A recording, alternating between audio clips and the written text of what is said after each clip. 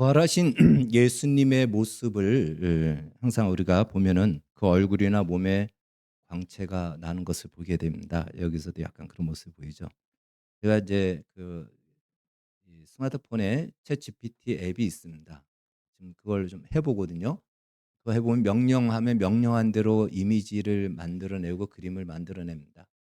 그래서 제가 이 챗GPT에게 "부활하신 예수님을 그려 줘."라고 하면 모두 광채나는 예수님의 그 모습을 그려요. 예. 그러니까 이 챗GPT도 예수님에 대해서는 그것밖에 못 그리는 모양이에요.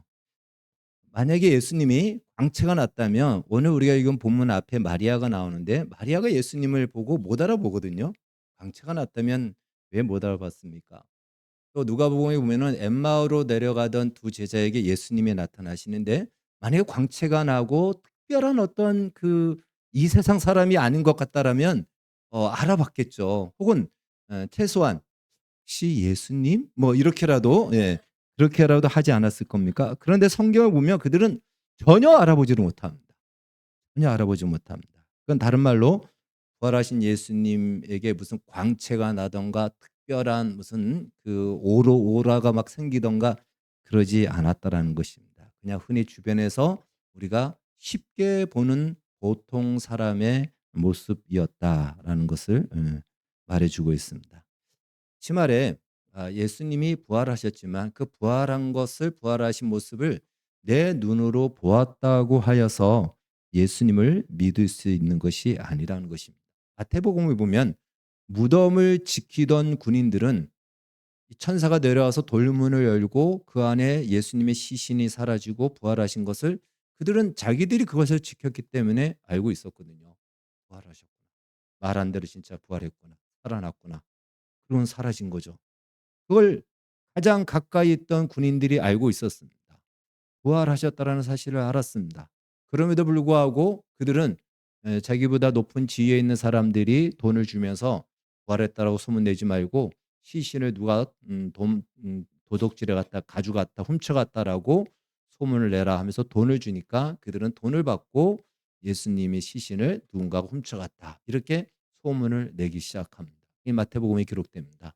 그러니까 예수님이 분명히 부활한 것을 그들은 알고 있음에도 불구하고 그 예수님의 부활을 우리가 알고 있는 믿음으로 믿지 않았다라는 것입니다. 그러니까 이 예수님의 부활한 것을 눈으로 보았다 할지라도 부활의 의미를 모르면은 이 부활은 그냥 역사 속에 일어난 한 기적의 사건에 불과하다라는 것입니다. 그렇게 기록될 수밖에 없다라는 것입니다. 사실 예수님이 이 부활하셨다라는 것을 어떻게 증거하냐라고 하는데요. 거꾸로 예수님이 부활하지 않은 증거가 더 찾아보기 어렵습니다. 사실적으로. 예. 고고학이나 역사학에서 이제 증거로 삼는 기준들이 있어요. 그 기준들을 가지고 다 이렇게 적용했을 때 예수님이 부활하지 않았다라는 것 그것을 증거하기가 더 어렵습니다. 예수님이 부활하신 것은 성경의 근거만으로도 충분히 확실하게 더 많이 증거할 수 있다라는 것입니다. 그 부활, 예수님의 부활을 아무리 그러나 실제라고 인정을 해도 고고학자들 혹은 역사학자들 그리고 과학자들 또 이 많은 사람들이 예수님의 부활, 예수님이 정말 분명히 그들이 부활의 의미는 모른 채 부활하셨다라는 것이 확실한 증거다. 그 퍼센트가 훨씬 높다라고 그들이 판명을 내려도 판결을 하고 그렇게 확증을 해도 부활의 의미를 모르면 그들에게 있어서 부활은 역사의 한 사건, 고려 시대에 고려와 거란과 전쟁했던 그 사건 그러한 정도에 불과하다라는 것입니다. 어떻게 부활의 이 의미를 깨닫고 부활의 의미를 알 수 있을까요? 그것은 우리의 지혜와 능력으로는 알 수가 없습니다. 부활한 것을 눈으로 봐도 예수님을 믿을 수 없고 부활의 주님으로 그렇게 영접할 수가 없는 것입니다. 우리가 부활의 의미가 나한테 있다. 부활의 의미를 안다라는 것은 누구만이 그걸 알 수 있냐면 부활 생명을 받은 자만이 알 수 있습니다. 부활 생명을 받은 자만이 예수님의 부활이 무엇을 말하고 무엇을 우리에게 약속하고 있는지 그것을 우리는 가질 수 있고 알 수 있다라는 것입니다. 어떻게 우리가 이 부활의 의미를 알까요? 그건 주님이 아시는 거죠. 바로 마리아가 예수님을 눈앞에서 보고도 예수님인지 알아보지 못했습니다. 다른 제자들도 마찬가지예요. 근데 예수님이 마리아의 이름을 부르고 제자들에게 말씀을 풀어주십니다. 말에 이 예수님의 부활은 우리 인간의 능력으로 믿을 수 있는 것이 아니고 주님이 우리에게 그 부활을 믿을 수 있는 영적인 생명을 주셔야지만이 비로소 우리는 예수님이 부활하셨구나. 내 눈앞에 있는 분이 부활하신 예수님이구나라는 것을 알 수 있게 된다는 것입니다. 부활 생명을 받은 우리 모두는 다 그렇게 예수님이 우리 각자에게 찾아오셔서 그렇게 부활하심을 증거하셨습니다. 자, 그렇다면 이 부활의 의미를 가진 자, 부활 생명을 받은 자, 그렇다면 우리 인생 속에서 가장 먼저 무엇이 바뀔까요? 만약에 부활을 역사 속의 한 사건으로만 인정한다면 할 것이 없습니다. 네. 역사 속에 일어난 2000년 전에 일어난 한 사건이고 2000년 전에 유대인 청년이 죽었다가 살아났다고 하는데 그것을 인정한다 할지라도 그것을 증명해서 부활했다라는 그 사실이 더 많은 퍼센트를 차지한다 할지라도 21세기를 사는 나와 그것이 무슨 상관이 있냐. 오히려 아마 반문할 겁니다. 그래서 부활했는데 그것이 지금 나와 무슨 상관이 있는데 아마 대부분의 사람들은 이 부활 생명을 갖지 않은 사람들은 다 그렇게 오히려 반응을 할 것입니다. 그러나 이 예수님의 부활 생명을 받은 이 제자들은 놀라운 변화가 일어났고요. 그 이후 2000년 교회 역사 안에 이 부활 생명을 받은 자 안에도 놀라운 변화가 일어났고 오늘 우리에게도 부활 생명을 받은 자에게는 놀라운 변화가 일어납니다. 그 변화, 첫 번째는 바로 세계관의 변화인 것입니다. 세계관이 바뀌는 것입니다. 부활을 알기 전까지는요, 죽음이 세계의 끝이었습니다. 죽음이 세계, 그 세계관의 끝이 바로 죽음이었습니다. 물론 다른 종교에서도요, 죽음 이후의 세계를 다루기도 합니다. 이야기합니다. 그러나 사실 죽음 이후의 세계를 갔다 온 사람이 있나요? 다른 종교에서 죽음 이후의 세계를 말을 한다지만 그 사람들이 갔다 온 사람이 있습니까? 그들이 영적으로 체험했다라고 하지만 실제로 죽음 이후의 세계를 알고 그 세계를 경험하고 그 세계 속에서 그 세계를 누가 어떤 원리로 지배하는지 아는 사람이 있습니까? 갔다 온 사람이 있을까요? 없습니다. 아무리 얘기해도 그걸 믿을 수가 없어요. 왜? 죽음 이후의 세계에서 온 사람이 없으니까. 그런데 바로 이 예수님의 부활은 죽음 이후의 세계에서 그 세계를 가지고 현실과 이 땅으로 가져 들어온 사건인 것입니다. 그래서 죽음 너머의 세계가 현실에 들어온 사건을 통하여서 비로소 죽음 너머의 세계가 있다는 것이 알려지고 확인되고 드러난 것입니다. 그 전까지는 죽음이 세계의 끝이라고 여겼던 그 시각과 그 시각에 맞추어서 인생을 살았던 사람들이 아니 죽음이 끝이 아니었구나라는 걸 알면서 그 세계관이 바뀌어지는 거예요. 그 세계관이 바뀌어지는 것입니다.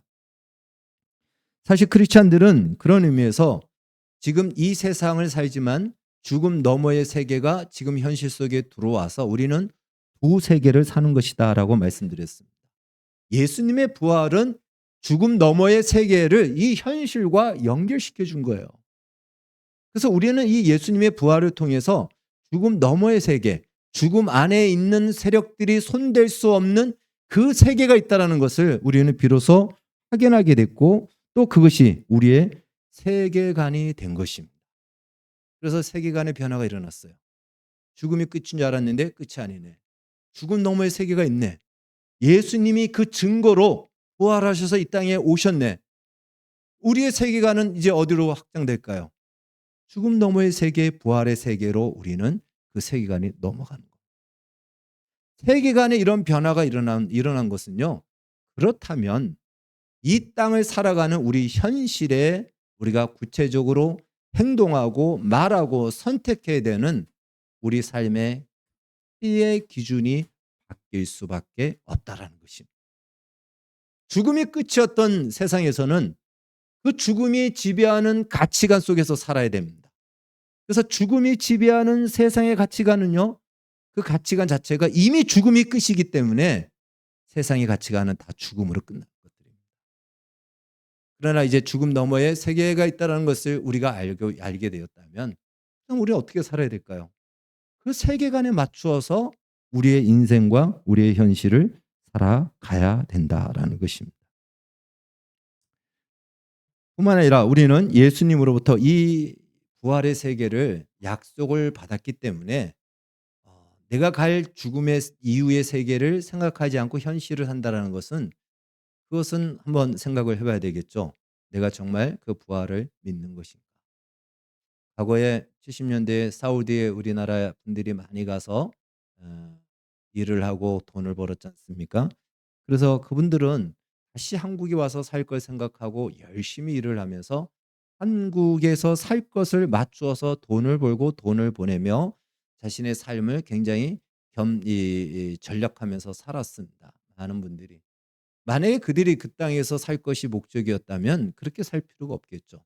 그러나 다시 한국에 와서 산다라는 그 최종적인 비전과 목적이 있으니까 한국에 맞추어서 한국에 집 하나 살려면 얼마가 있어야 되는데 그거 맞추어서 열심히 전략하고 돈을 벌고 돈을 보냈던 것이죠. 그것이 한국에서 살 것에 대한 현실의 증거인 것입니다. 우리가 죽음 너머의 세계가 우리의 세계관이라면 현재 우리가 살아가는 삶의 현실 속에서의 가치 기준도 거기에 맞추어진 것이어야 된다는 것입니다. 우리가 복음의 핵심은 십자가와 부활이라고 배웠습니다. 그동안 우리 한국 교회와 특별히 우리 장로교회는 십자가에 초점을 둔 신앙생활을 많이 했습니다. 여러분 십자가 하면 제일 먼저 생각나는 것들이 뭡니까? 희생, 내려놓음, 겸손, 온유함, 짐을 지고 억울함, 고난. 이게 아마 십자가 하면은 딱 떠오르는 이미지와 그 연상된 단어예요. 연결이 되는 단어일 것입니다. 한마디로 우리가 별로 좋아하지 않는 그런 삶이에요. 별로 살고 싶지 않고 좋아하지 않고 이 세상에서 별로 인정해 주지 않는 인생입니다. 근데 그 길을 누가 가셨죠? 예수님이 그렇게 사셨습니다. 예수님은 마치 죽음에 초점을 맞춘 인생을 사는 것 같았습니다. 그런데 결과를 보니까 예수님이 그렇게 산 삶의 결과, 그렇게 산 삶으로 도달한 자리가 어딘가? 그것이 바로 부활이었던 것입니다. 그건 다시 말해 예수님의 초점이 부활에 맞추어진 삶을 살았다는 것이에요. 부활에 맞추어진 삶을 산 것이 이 땅에서 부활을 보기 전까지는 굉장히 어리석어 보이고 지는 것 같고 손해보는 것 같고 또 억울한 삶을 사는 것 같습니다. 왜 그런 가치관을 가지고 살아? 왜 그렇게 희생하면서 살아? 그렇게 했는데 예수님이 가신 그 길의 초점이 어딘가? 부활이라는 것이 나타나므로 부활에 맞춘 세계관을 가진 이 땅에서의 삶의 가치관은 예수님처럼 사는 것이다 라는 것이 증명이 되고 확인이 된 것입니다. 우리는 그렇게 살면 세상에서 패배한 인생 같고 불행한 인생 같다라고 생각했습니다. 그런데 그렇게 사신 예수님은 끝내 죽음을 넘어 부활의 세계를 가지고 우리 가운데 오셨습니다. 그러니까 우리가 과연 이 죽음 넘어 부활의 세계를 가진 자가 그러면 이 땅에서 어떻게 살아야 됩니까? 라고 우리가 질문한다면 바로 그것을 가장 잘 보여주신 분이 누구시라고요? 예수님이에요. 예수님처럼 사는 것이 부활에 초점을 맞추고 산 현재의 삶의 가치관을 가지고 사신 모습이었다라는 것입니다. 그러니까 우리가 그렇게 산다면 그렇게 산 것이 과연 맞는가? 그렇게 사는 것이 정말 확실한가? 왜 그럴까요? 우리가 믿음으로 살고 또 십자가의 삶을 살면서도 참 갈등이 있거든요. 과연 이렇게 사는 것이 맞는가? 이렇게 내가 희생하고 억울함을 당하고 손해를 보면서 순종하고 내가 맞음에도 불구하고 양보해야 되고 이렇게 사는 것이 맞는가? 살면서 우리는 갈등하지 않습니까? 왜? 이 세상이 워낙 그 반대의 가치관으로 살다 보니까 이 반대의 풍조로 가득 차 보니까 다 자기를 위해서 사는 세상이고 자기를 위해서 오히려 남을 이용해야 되는 것이 이 세상의 원리인데 그렇게 살지 않다 보니까 별의별 말을 다 듣고 조롱도 당하고 외면도 당하고 손해를 보는 것 같습니다. 그런데 예수님의 부활이 뭘 말해주죠? 그것이 맞다라는 것을 이야기해 주는 겁니다. 너 그렇게 사는 거 갈등하지만 그것이 맞아. 예수님이 그렇게 사셨거든요. 그래서 예수님이 사신 삶에 도달한 자리가 부활인 거예요. 그러니까 너 갈등하지 말고 의심하지 말고 좌절하지 말고 그 삶의 가치관을 바꾸지 말고 그렇게 살아. 그것을 내가 개런티해 줄게. 내가 보장해 줄게. 그렇게 산 삶에 도달하는 자리가 어딘지 아니? 바로 이 부활의 자리야. 그것이 예수님이 우리에게 부활의 모습으로 찾아오신 것입니다. 그래서 우리가 이 땅에서 믿음대로 사는 것이 이 세상에서 인정받지 못하고 세상에서 환영받지 못하고 때때로 억울하게 손해도 보고 희생을 당하는 것 같아도 그것을 맞다라는 것을 그것이 주님께서 인정해 주신다는 것이 예수님의 부활을 통해서 우리에게 알려주신 것입니다. 부활하신 예수님이 제자들에게 나타나셔서 처음 하신 말씀이 무엇입니까? 오늘 본문에 보니까 평강이 있을지어다. 샬롬이라고 인사를 합니다. 물론 지금 제자들은 현재 멘붕 상태에 있어요. 자신의 스승 예수님이 십자가에 죽으셨고 죽으실 때에 자기들은 다 도망갔고 예수님을 베드로는 모른다고 하고 그러니 그들의 지금 이 심리 상태는요. 불안과 후회와 앞으로 어떻게 살아야 될지 막막하며 두려움으로 가득 차 있었습니다.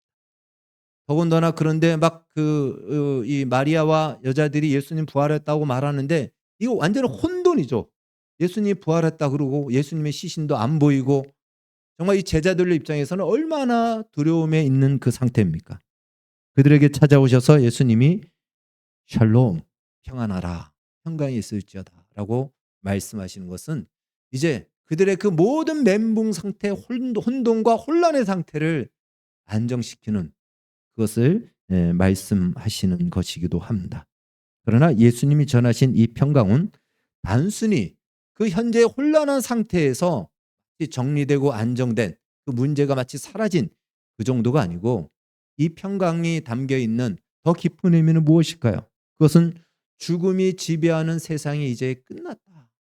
너희들이 불안하고 두려워할 수밖에 없는 죽음이 지배하는 세상에서 그렇게 살 수밖에 없는 그 세상의 세력은 이제 내가 정리하고 끝냈다. 이제 너희에게는 영원한 생명이 주어질 것이다. 안심하라. 이것이 평강입니다. 이 평강을 그들에게 전해 주시는 것입니다. 십자가의 길로 가는 것이 힘들고 어려워서 이렇게 사는 것이 맞는지 하루에도 수십 번 포기하고 싶고 또 포기하지 않고 억지로 한 걸음 한 걸음 겨우겨우 살아왔는데 그렇게 사는 우리에게 주님이 맞다. 그 길이 바로 부활의 길이요 영광의 길이요 명예로운 길이다. 그것이 담겨 있는 것이 무엇이라고요? 샬롬입니다. 그 평강을 주셨다라는 것입니다. 이어서 예수님은 아버지께서 나를 보내신 것 같이 나도 너희를 보내노라라고 하십니다. 이 말씀은 이미 예수님이 요한복음 17장에서도 말씀하셨던 것입니다. 다시 말해 부활은 이 세상의 시각으로 봤을 때는요. 천지개벽할 일입니다. 말이 안 되는 얘기죠. 자연의 법칙상 일어날 수 없는 일인 것입니다. 그래서 엄청난 천지개벽의 일, 이 사건이지만 사실은 없던 세계가 만들어진 것이 아니에요. 부활은 하나님이 이미 만들어 놓으신 세계를 그동안은 죽음의 장벽이 그걸 가리고 있어서 있는지 없는지도 모르고 우리는 눈에 보이는 이 죽음의 끝 안에서만 살았는데 예수님이 십자가의 죽으심으로 죽음의 장벽을 다 허무셨고 그렇게 되니까 죽음 너머의 세계가 있다는 것을 예수님이 가지고 이 땅에 오신 겁니다. 알려주신 거예요. 그것이 부활이에요. 부활을 통해서 예수님은 그 세계를 우리에게 선명하게 눈에 보이도록 우리의 육안으로도 확인할 수 있도록 그 부활체로 예수님이 제자들을 찾아오신 것입니다. 비로소 그들은 볼 수 없었던 세계를 보게 된 것이죠. 그리고 바로 그 세계에서 하나님 아버지가 예수님을 이 땅에 보내신 것처럼 이 세계를 알지 못하고 죽음이 끝이라고 죽음의 장벽 속에 갇혀 살아가는 사람들에게 동일하게 너희가 그 세계 안으로 부활을 가지고 들어가라. 바로 제자들을 오늘 우리를 예수님은 하나님이 보내신 예수님의 바톤을 이어받아 그 연속선상에 우리의 삶의 기준과 초점을 무엇에 맞추며 살아야 되는지를 가르쳐 주시고 명령하시는 것입니다. 내가 하나님이 나를 보낸 것 같이 나도 너희를 보내노라. 하나님이 예수님을 보내셔서 예수님이 어떻게 사셨죠? 부활의 초점을 맞추고 현실을 사셨습니다. 이제 우리에게 말씀합니다. 너희도 죽음이 끝이 아닌 부활이 너희의 삶의 초점, 너희 세계의 끝이라는 것을 알고 거기에 초점을 맞추고 너희의 현실을 살아라. 너희 현실의 가치관을 그 기준에 맞추어 살아라. 그것이 바로 내가 너희를 보내노라 라고 말씀하는 것입니다. 왜 그럴까요? 하나님은 바로 이 복음을 통하여서 구원하시기로 하나님이 방식을 정하셨습니다. 그렇기 때문에 이 복음의 소식이 전해지지 않으면은 어느 누구도 예수님이 부활하셨다는 사실을 듣지 못합니다. 북한 땅이 지금 복음이 전해지지 못하니까 그들은 예수라는 존재도 모르고 예수님이 부활하셨다라는 소식도 지나가면서도 듣지 못하는 것입니다. 그래서 이것을 우리가 알리고 전하지 않으면은 안 되는 것이죠. 하나님은 우리를 통해서 그 일을 이루시겠다라는 것입니다. 그러니 우리가 부활의 초점을 맞추어서 부활의 세계에 우리의 초점을 맞추고 살지 않으면 우리는 이것을 그렇게 중요하게 여기지 않을 뿐더러 해도 되고 안 해도 되는 그러한 생각을 가지고 살아갈 수밖에 없을 것입니다. 하나님께서 인간을 위해서 우리를 위해서 행하신 일, 예수님이 오셔서 십자가에 죽으시고 부활하신 이 복음이 전해지지 않으면 여전히 그들은 죽음의 끝이라고 생각하고 죽음에 맞추어진 가치관을 가지고 세상을 살 수밖에 없을 것입니다. 영혼을 전혀 들을 수가 없는 것이죠. 이것이 오늘 본문 마지막 절에 너희가 네 죄든지 사하면 그 죄가 없어질 것이고 사해질 것이고 네 죄든지 그대로 놔두면 그 죄가 그대로 있다라는 것입니다. 제자들에게 죄를 사할 권세를 주신 것이 아니고 제자들을 통해서 이 복음이 전해져야 비로소 죄 사함의 은혜가 그들 가운데 전해진다라는 것입니다. 따라서 예수님의 부활을 믿고 장차 우리도 부활한다고 믿는다면 이제 우리는 부활의 세계에 우리의 세계관에 초점을 맞추고 이 땅에서 오늘 우리가 살아가는 현실에서 그에 맞는 가치관을 가지고 살아가야 됩니다. 죽음이 끝이라고 하는 세상의 가치관을 한마디로 말하면 이기주의 그리고 자신이 신이 되는 사상입니다. 세상의 모든 것은 다 여기에 모아져 있습니다. 이기주의와 자신이 신이라고 하는 이 사상에 맞추어진 삶의 방식이 여러 모양으로 아름답게 포장되어서 살아가는 것뿐입니다. 이것이 세상의 가치관입니다. 그에 반하여 부활에 초점을 맞춘 사람은 이제 어떤 가치관을 살아야 할까요? 당연히 하나님의 말씀이 우리 가치관의 기준이 됩니다. 그 말씀에 순종해야 됩니다.